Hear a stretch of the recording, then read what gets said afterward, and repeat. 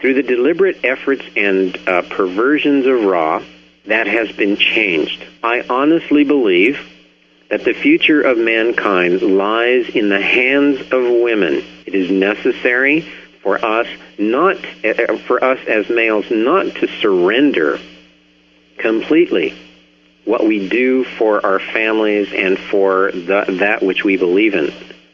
But I think we need to open the door and to begin to listen to the intuition that women have. Men are warriors.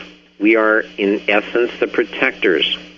But we are also the supporters of those people who have direct connection to the stars. And while I do not wish to undermine the foundation of our society, I believe that women need to not only achieve a position which is equal to, but they're going to have to take a hand in guiding our world. They are the ones who have the direct connection to the powers that be. If we were to imagine a reptilian humanoid, can you, in your mind, picture whether or not they would have a tremendous amount of hair? No, they would not. If we were to imagine a canine or wolfen-type humanoid, we discussed this last evening and we addressed this in our Terra papers, would we expect a wolfen being to have a tremendous amount of body hair? Yes. I suggest that if you take a look at the population of this planet, you can see that women in general have more of a reptilian humanoid trait, less body hair, more slender, and that males tend to have the more corporeal, the larger, and the hairier status that a wolfen creature would have. In fact, the gene for baldness of no hair on the head is passed on through the female. The research we present has been documented, and you can find numerous sources. I recently had the opportunity to do a program in a city that is very, very devout in its faith. I was absolutely surprised by the response. Several of the callers berated me, scolded me, yelled at me, and quoted from one book alone.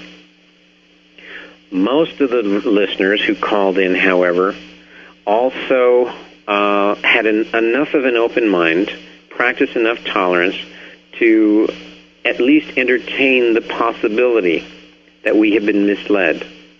And it isn't just one religion, it is many.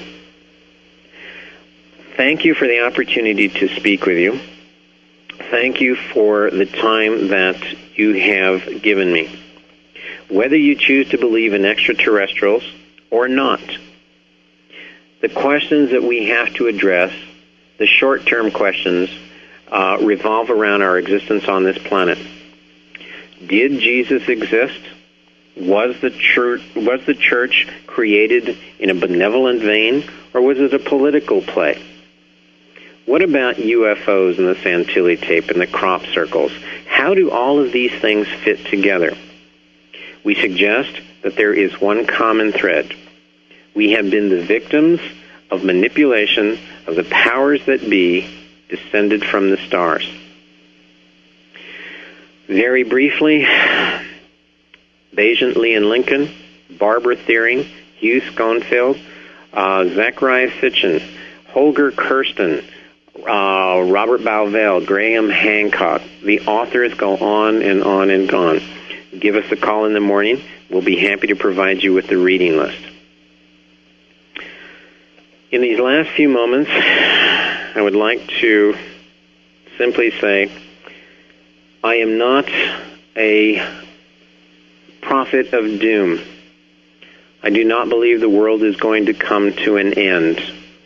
I think the world is going to continue long after that feeble experiment known as man disappears. If man disappears, it will be because of his own hand and because he permits the powers that be to manipulate him. Take a look at those people that are sitting next to you. Are they worth fighting for? Are they worth opening up the mind and seeking the truth? If you ignore the bear in the woods It does not mean he doesn't exist. You cannot deal with a cockroach problem until you admit there are cockroaches. Is there a problem? Is it extraterrestrial? Is it terrestrial? Is it a church? Is it a government? Or is it that we seek to empower that which is out there? The answer lies within each one of you. I do not mean to preach. I am simply saying that there are memories locked up inside of you. I believe you should have one simple maxim, one thing that is taught to the Apache warriors and most of Native Americans, the societies believe in the simple maxim: trust your gut. Whatever is going on inside is very likely the truth for you. If there is a solution to all of this, and I can simplify it, and it's probably dangerous to do so, I can recommend this one thing. Pursue your passion. Whatever it is that brings fire to your life, whether it be a loved one, whether it be an activity, whatever it is that brings fire into your life, pursue that. Because as long as you keep your fire burning, as long as you pursue that intensity, the spirit is empowered, the individual is empowered, the ability to seek the truth and recognize it for what it is also empowered. The secret to life is passion. It isn't about winning, it's about playing. With great apologies, I would very much in the future like to be able to talk to you about spirituality, about heaven, about God, about the ultimate being. My family is offering some books. We offer in the future some vision quests. Vision quests which are not intended for the purpose of learning ritual and how to build a sweat and how to do the traditional, what is in the books, traditional techniques. But in fact, it's about unveiling self. It's about unveiling what goes on inside. In the last few moments, a tribute to my daughter. The future lies in our hands, but it is not about us. It's about our daughters. It's about our sons. Whether you choose to pursue the truth for political reasons, religious reasons, moral reasons, it is all about the future. We have been extremely fortunate to have an opportunity to live in this time, to live during these events. It is also our misfortune to live in this time and during these events. Aquí con honor, y aquí con respeto. Aquí con el nombre yo soy co.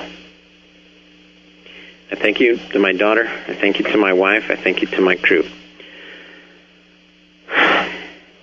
I am not a shaman. I'm not a medicine man. I'm not an elder. I'm not a spokesperson for any tribe. I am not born of noble blood. I'm not a chief. I have no status whatsoever. I'm not a guru. I'm not a channeler. I'm not a psychic. I am not a medium. I have no special powers. I have no paranormal abilities. I am, in fact, no one special. I do not say that to denigrate who I am. I simply say that I am, as you, a common man. I am frustrated and I am upset. I have spent 30 years researching the truth. I am discouraged with what is out there. I am enheartened by the fact that there are renegades, that there are those who seek independence, that there are those who can take a look at the messages given to us in the media, given to us by institutions, organizations, churches, banks, and that you can see through it.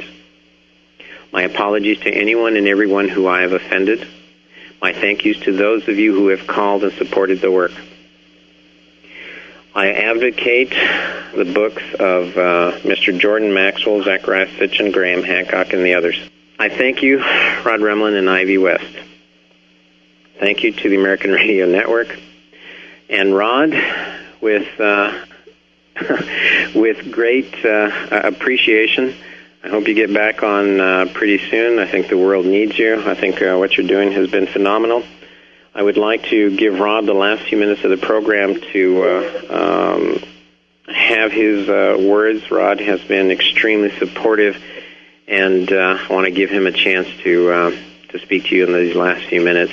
Thank you again, Rod. Thanks, Dave, and everyone. And ladies and gentlemen, these last few minutes, with great apologies, I need to leave just a few minutes early.